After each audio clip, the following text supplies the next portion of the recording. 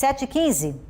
E olha, não tem motorista que na hora de abastecer o carro não pergunte: o que está acontecendo com o preço do combustível aqui, hein? A gasolina, por exemplo, está quase R$7 aqui em Maceió. E isso tem uma série de razões: impostos, a guerra no Oriente Médio e também a estrutura do Brasil para refinar petróleo. Vamos entender de uma vez por todas o que está causando o aumento do combustível aqui no Brasil? Na reportagem do Alan Garcia. Antes de sair de casa, muita gente já faz a conta. Dá para completar o tanque hoje? A dúvida faz sentido. Abastecer o carro custa quase o mesmo que uma feira básica da semana. Para encher o tanque ultimamente está difícil. Ainda mais depois com essa subida que deu na gasolina. Aí sempre botando de pouquinho, é dificilmente encher.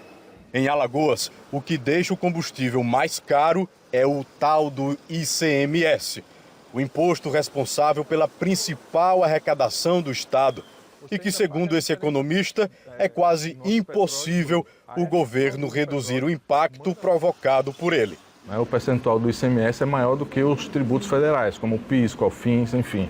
Então, se você deixa uma parte, por exemplo, o ICMS, ele entra com mais de 15% da composição dos preços, né? Fora essa questão do transporte, da margem de lucro dos postos e das distribuidoras. Então, se você pega um tributo que tem uma representatividade maior, o custo realmente fica fica menor, né? Então, com um custo menor, você tem como ter uma margem de manobra aí para pressionar um pouco para que os preços não subam tanto, que vão continuar subindo, mas você diminui um pouco a estrutura de preço, a estrutura de custos na composição dos preços finais, né? A gente fala que ele tem um percentual maior, mas não é trivial o governo do estado, de qualquer estado, tá? A gente está falando aqui de Alagoas, mas de qualquer estado pegar a sua fonte principal de tributos, né, que serve para uma série de projetos de políticas públicas, e você zerar, isso significa muito para o estado, né? Ainda mais um estado como o nosso, que precisa de arrecadação e tudo mais. Passar no posto virou quase exercício de planejamento. Nos últimos dias, o preço dos combustíveis voltou a subir. A guerra no Oriente Médio mexe, sim, diretamente no mercado brasileiro. Se eu estou comprando um produto mais caro, obviamente eu vou repassar esse produto para o meu consumidor final. Então, no fim das contas, acaba que a gente tem, sim, um reflexo disso daí, né? Uma outra questão é o seguinte: como a Petrobras também compra para distribuir para as distribuidoras, né, e as distribuidoras venderem esse produto para os postos de combustível, se a Petrobras comprar também um produto mais caro, em algum momento ela vai ter que repassar esse produto para não acumular prejuízo na própria empresa. Mas não é só isso. O Brasil produz petróleo bruto, mas não tem refinaria para transformá-lo em diesel. A alternativa é vender a matéria-prima e comprar o produto refinado, pronto para o uso. Grande parte do nosso petróleo não vem daquela região, a gente já produz aqui, importa de outros locais também. O nosso problema maior é porque a gente é autossuficiente na produção de petróleo bruto, mas a gente não tem refinarias, tá? Não tem a tecnologia para refinar tudo que a gente produz. Então, a nossa produção é maior do que a nossa capacidade de refinamento.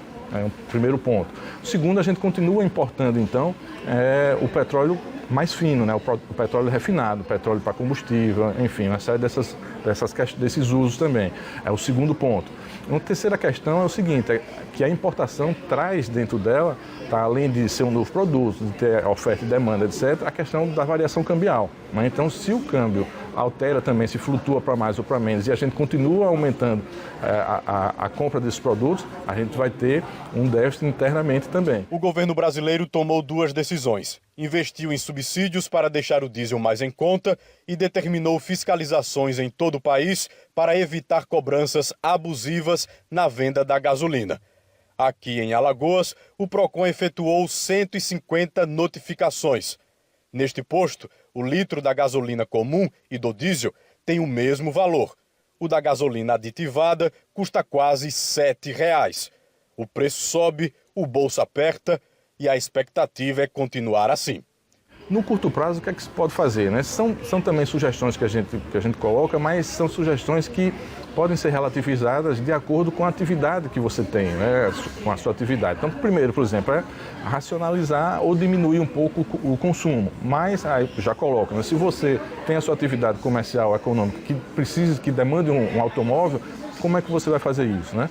A segunda questão é o seguinte, é se você pode aumentar a composição de álcool nessa gasolina. E aí também tem aquele outro fator, porque se você não tiver um preço do álcool que seja compatível para baixo do preço do aumento da gasolina, também não faz muito sentido, porque tem a questão da eficiência do motor a álcool, que é 70% menor do que o motor a gasolina.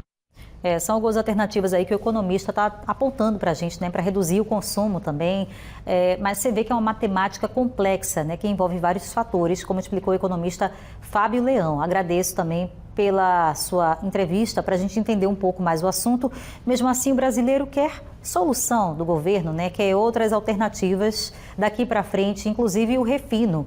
Porque a gente tem parque tecnológico que não funciona contento depois de milhões e milhões de investimento, refinarias que estão por aí sem funcionar, depois de tanto investimento, que também é um pecado aqui no Brasil, um erro. Mas olhemos para o futuro, cobrando, sim, impressionando o governo que estiver lá, porque essa conta quem está pagando é o povo brasileiro, é um ponto sensível, e vamos ver que outros ajustes vão ser feitos na nossa economia daqui para frente para aliviar, porque daqui a pouco chega em R$7, daqui a pouco, né? Mas, por exemplo, aqui no estado vizinho, Pernambuco, já chegou faz tempo, e o povo lá está tudo revoltado e ninguém explica nada. Pelo menos o economista deu para entender com a gente que é complicada a conta, mas a gente continua cobrando para que ela baixe. A gente não vai ficar conformado, né, gente?